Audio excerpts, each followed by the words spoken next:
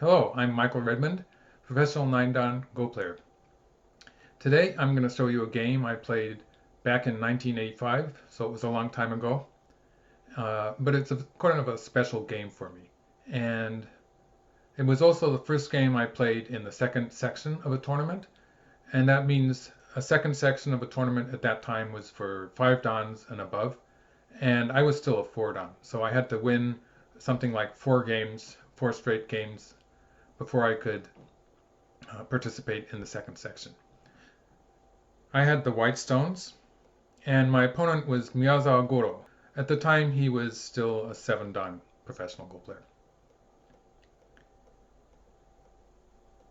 So we have a kind of an interesting position here in the upper left corner, where I played the attachment, and black played this move. It's a bit unusual. And it doesn't really fit this board position.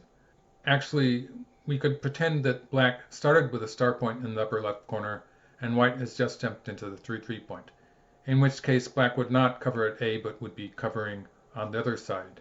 Let's put a B there, where I would expect black to play if black had started with the star point.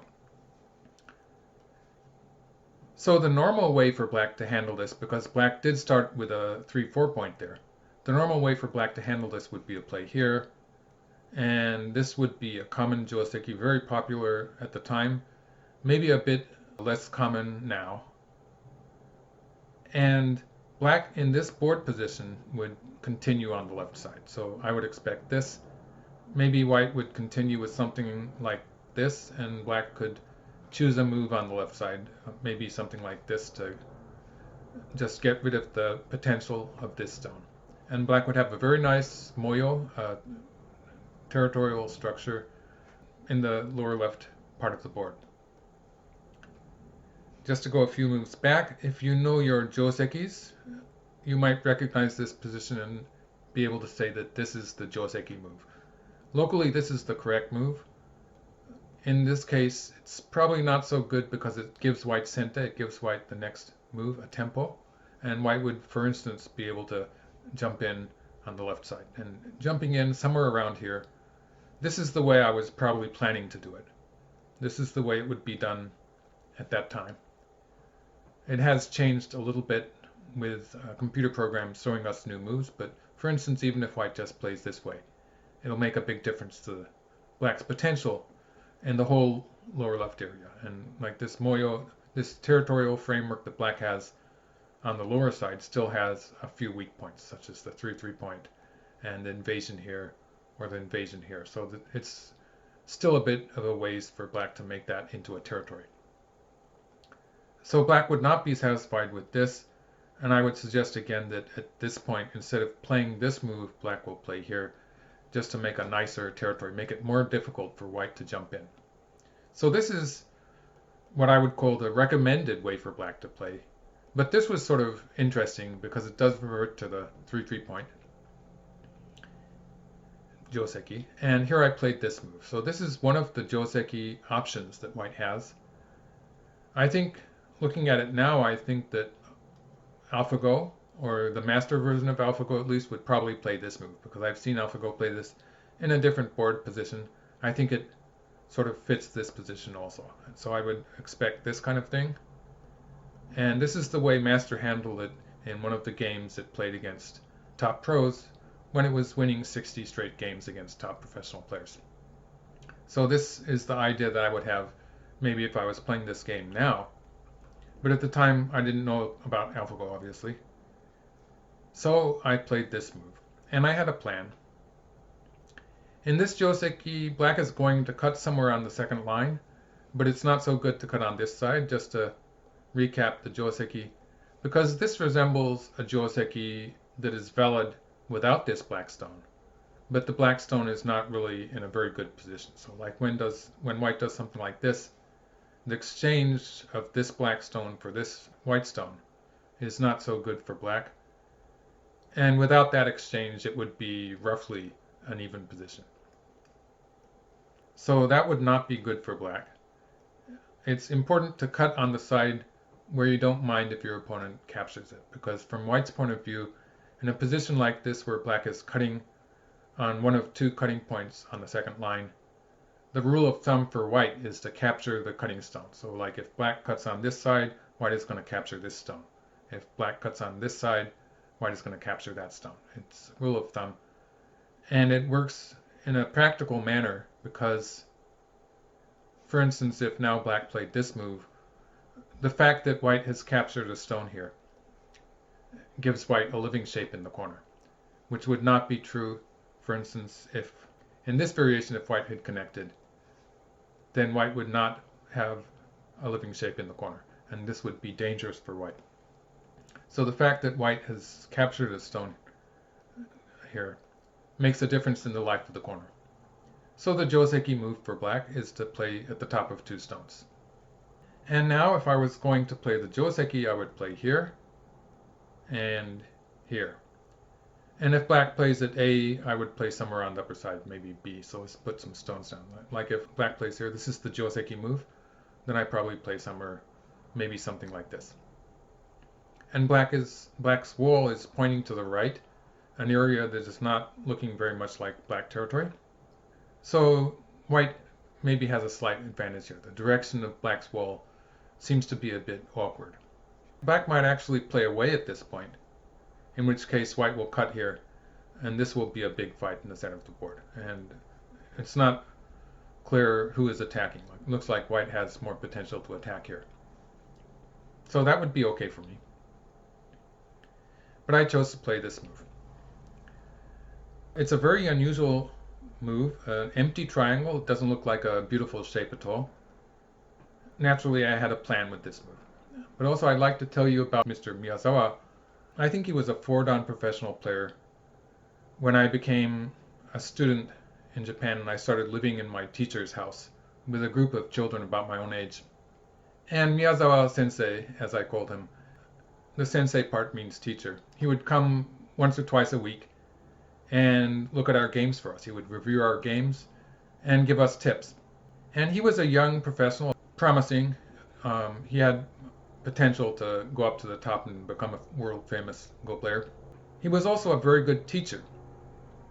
The moment he started looking at my games, he immediately realized that I had memorized a lot of Joseki patterns, and I didn't really know why I was playing them. So I was really good at playing the correct moves for Josekis. I memorized a whole Joseki dictionary. I think it must have been Basic Josekis by Ishida, because that was a book that was translated to English. So I'd memorized a lot of Josekis, but he immediately saw that I didn't understand why I had to play these moves in the context of a full board position. He would at least act as if he was irritated by that. And he told me that if I wanted to become a professional Go player, I had to work these things out for myself. I had to research the Josekis and find my own answers, because a Joseki might be the correct sequence for a local position, but that, whether or not it's correct, always depends on the full board position. So it's not so good if you just take the Joseki because it's written in a book, but you have to look at the whole board, and in some positions it might be correct to play a move that's not in the Joseki book, or to find something completely new for yourself, something original. And that's what professionals do. In fact, professionals are continually researching Joseki sequences and changing them. Even before we had computer programs, which we now use to help us do that, we were doing that, and so life as a pro is a continual process of researching and changing Joseki sequences. But I didn't know that at the time, and so he told me that. And I think the fact that he helped me and gave me some other tips like that, just things that I simply didn't know about Go, or about Go as a professional player, that really helped me improve my game.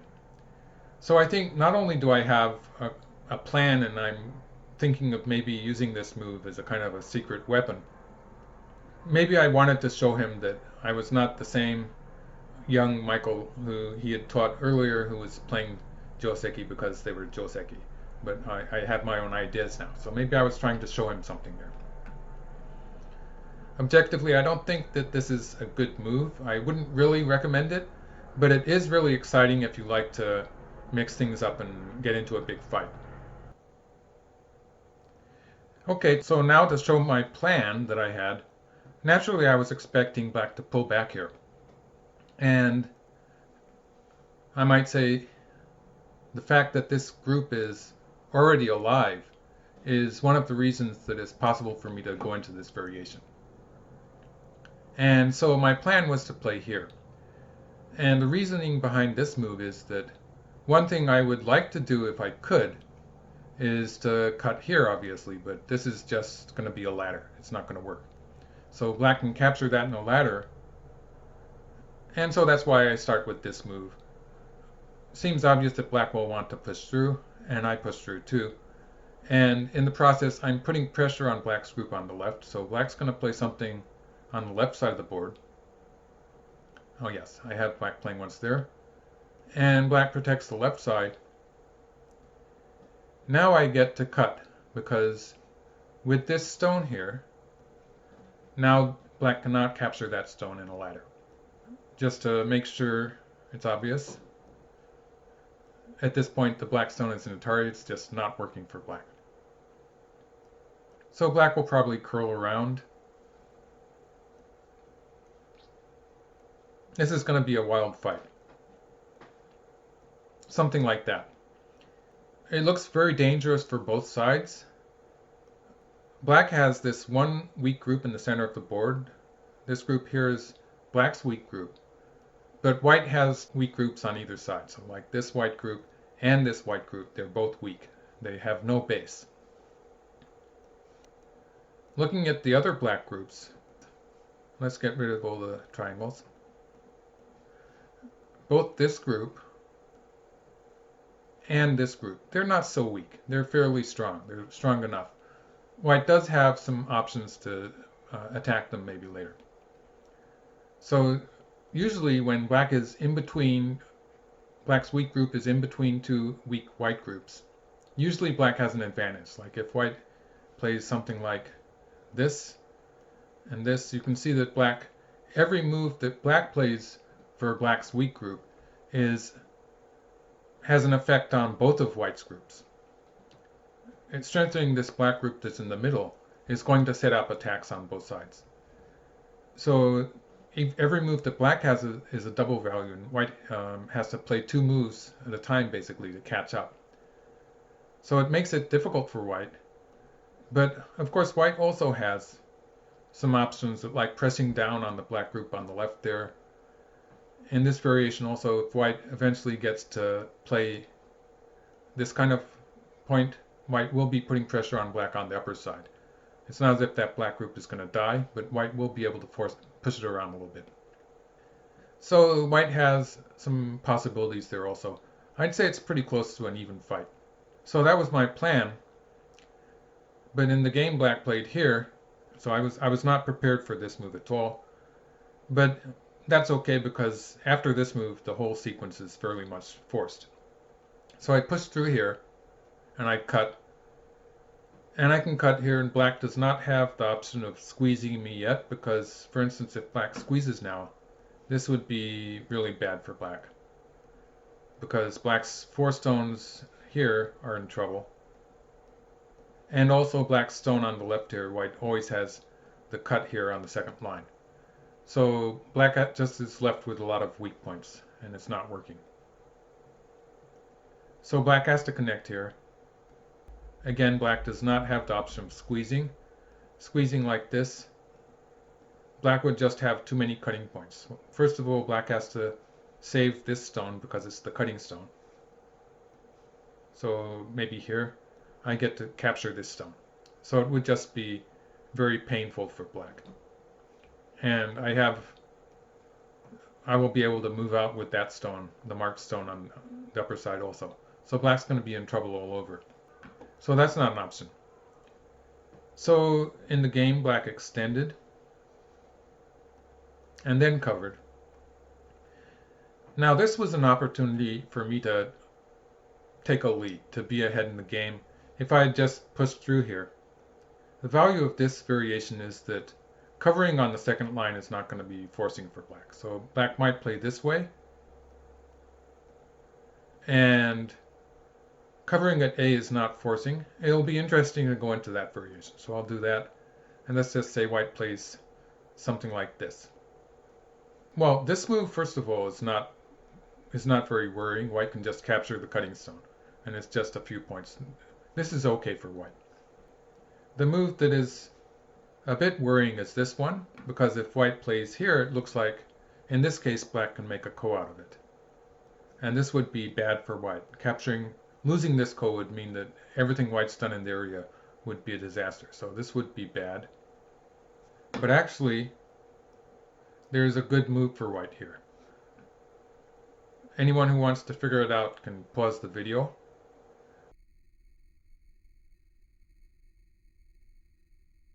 So I'll give you the answer here. So this is the correct move. If black plays here, white can just connect underneath.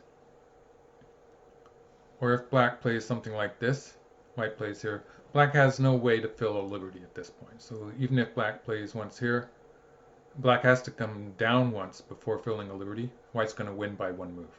So it's no problem for white. So this variation, at this point already, it's already looking good for white. White has potential to get some profit on the upper side, and black's not going to play that move, but even at this point, white has a lot of potential with those two marked stones also. So this would have been good for me, but in the game I didn't do that. In the game, I played an Atari here and just took the one stone. I'm trying to be more active on the outside, and got into this wild fight.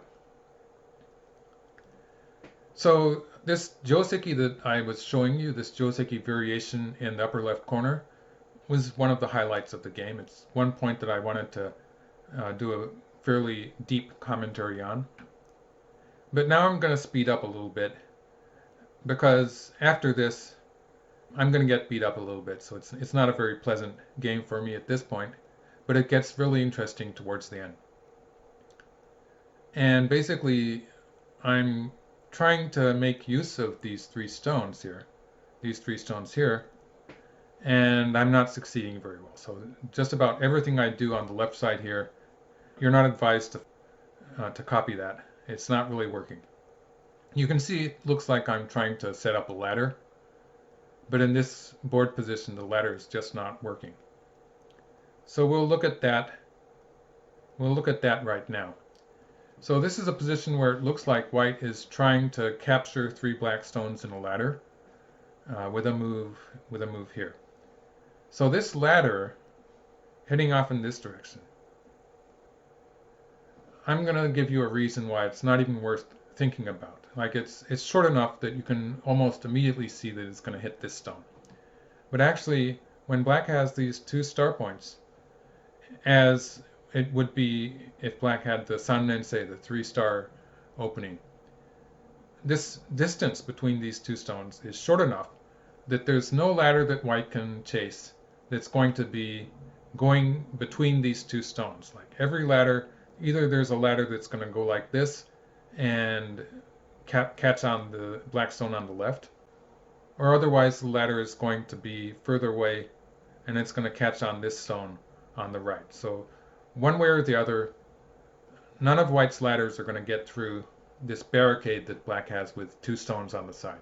So that's something that's actually worth remembering. But it's bad for me in this game. So everything white is trying here is not really working. At this point, if I had just captured the one stone, I would have had a passable position. Because if black plays something on the upper side, this is not really all that dangerous. Like, for instance, a move like this would be good shape. But first of all, if I get the squeeze in here, I'm going to be okay already. And also there's the fact that if I play something like this, then actually the race to capture is okay for me also. So it's no problem. If black might find a different move with black too, but actually it's probably just better to capture these. The best black could do on the upper side is maybe a ko, and the ko would be okay for white. Just squeezing here is so valuable that it would be okay for me. So maybe black's going to answer that, and then I could do something on the upper side, maybe like this. That would have been so much better. This would have been a playable game for me. It would not be necessarily good for white, but it's close enough to be, I think it's okay.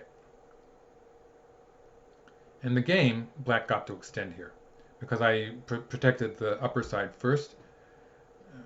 Admittedly, that was not 100% white territory until I played there, but it wasn't as important as capturing the one stone in the center. So this could have been a losing move. Black extends here. After this, it's just bad. There's no way that I can capture these 3 stones. Let's mark them with the triangle. There's no way I can capture those 3 stones in a ladder. So it's already a very difficult fight for me.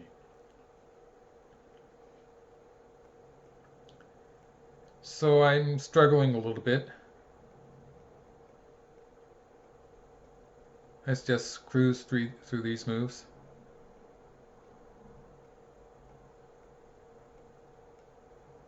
And actually, at this point, I've been floundering around a little bit, but actually the game is noticeably closer than it was before. And I'm not going to go into details, but I have caught up a little bit, just getting into the lower side like this. I've gained some territory. So to take a quick look at the overall position, black does, just to assess the position here, black has this big territory in the lower left. This is the biggest territory on the board. It's slightly bigger than white's territory here in the upper left.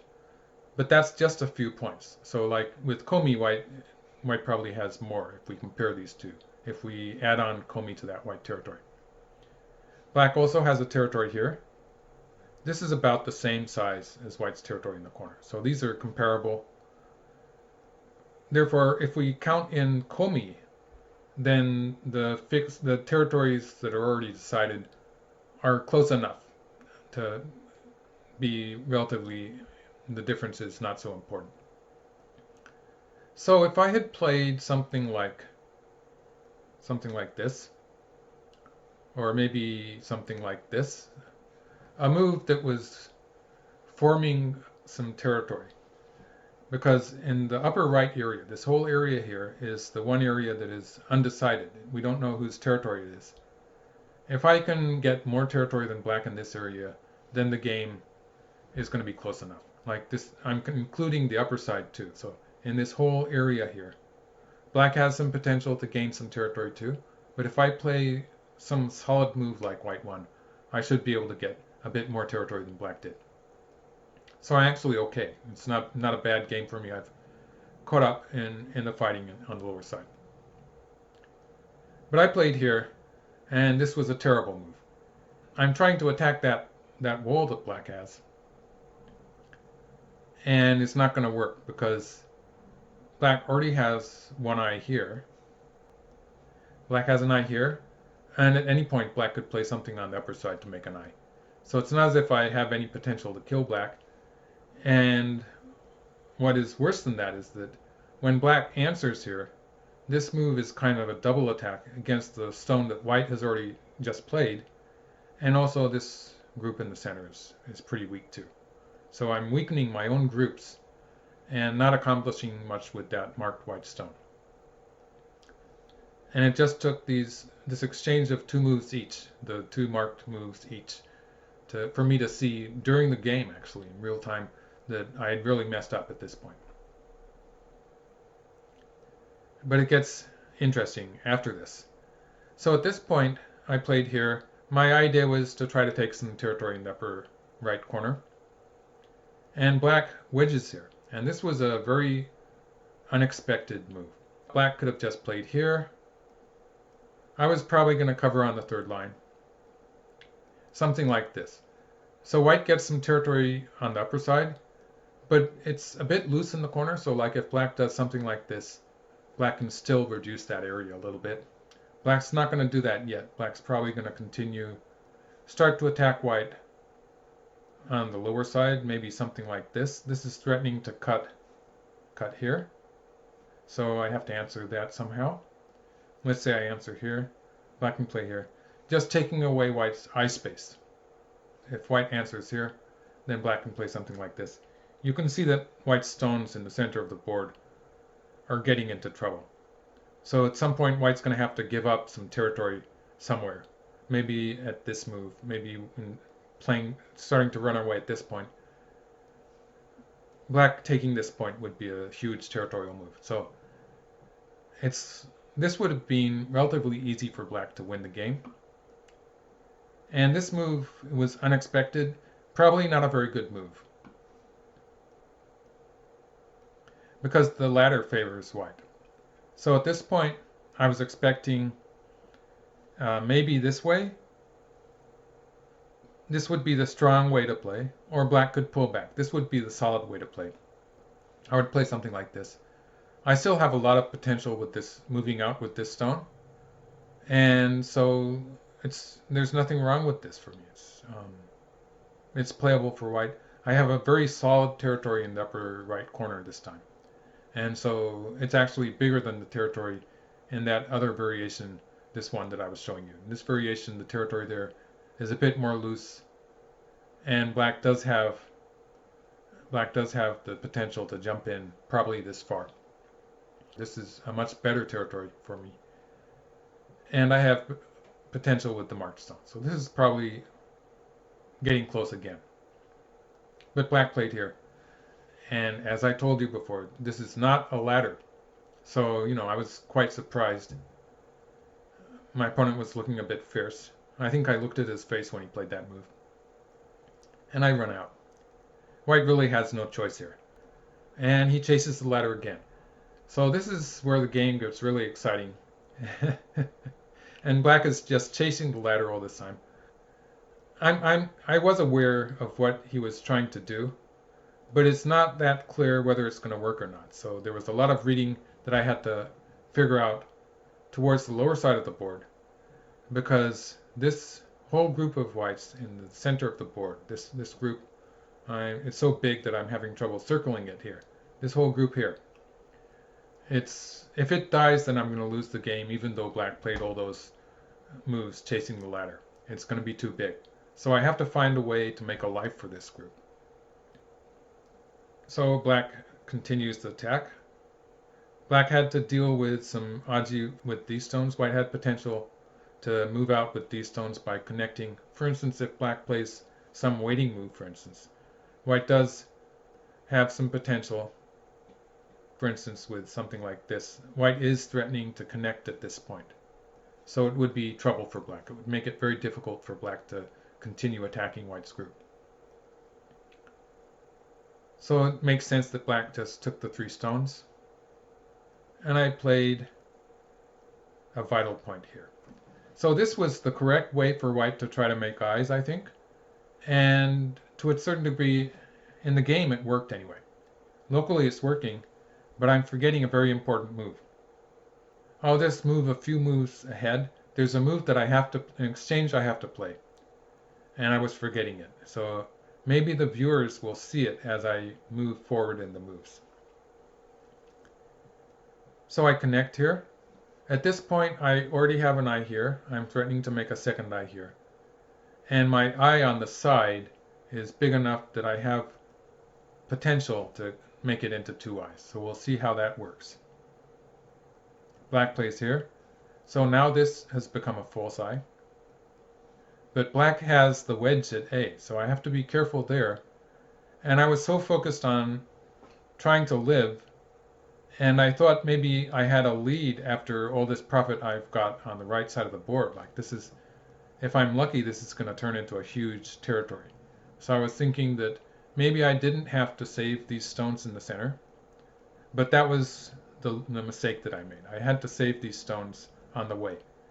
And I could have done that. I could have done that by playing once. At any time, I could play once here. And if I play here at this point, it's going to be a forcing move. So black's going to have to answer it, and then I could have continued on, as in the game. But I played here. This is looking at, for instance, if black plays something like this, I can make 2 eyes with a move like this. So that's 1 eye here. And I have 2 points on the first line. One of those 2 will be an eye. So black answered with a hane. That's one of the reasonable looking moves. I played here. So I continued in the corner, but I'll call this my last opportunity to save the center stone. So I could have played here, here, and then white. This is going to be some kind of a ko, because if black connects, white can extend here. I have an eye here and an eye here. It's kind of an interesting position. If black, let's just put a few more moves down. This would be white's eye in the corner. If black plays here, white can play here, and white has an eye on the side, somewhere with these 2 points. That's an eye. Otherwise, if black rolls here and throws in, this would be the tesuji, because if white takes it, then black locally can kill white with this exchange. All of white's, they look like eyes, but they're all false eyes.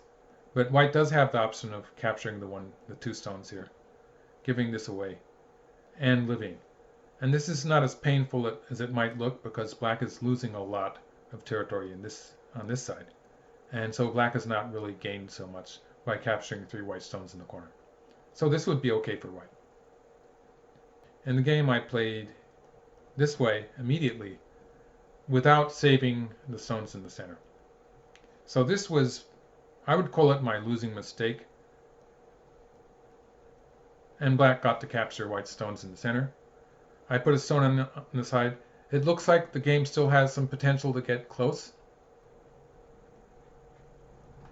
But there was that ko in the lower left. And black has some potential to just trash my territory on the right. So in the game, the final losing move is what I'm going to call it this move, where I just backed off, black got to connect up. After this, basically it's going to be very difficult for white to come back in this game. So it would have been better for me to cover here, but black does have this move, threatening to cut on the 3rd line. And white has to do something like this, and black can break into the side territory. Most of my territory on that side is going to disappear, and black does have a lead, although it would have been relatively close. It would have been relatively close and playable for me. So that's what I should have done. Even though it's not a winning position for white, it would have been maybe a bit more difficult for black to finish the game. In the game I backed off, it made it easy for black. So it was sort of disappointing in the end. I guess I was just outplayed in general. In the middle game, I made a lot of mistakes.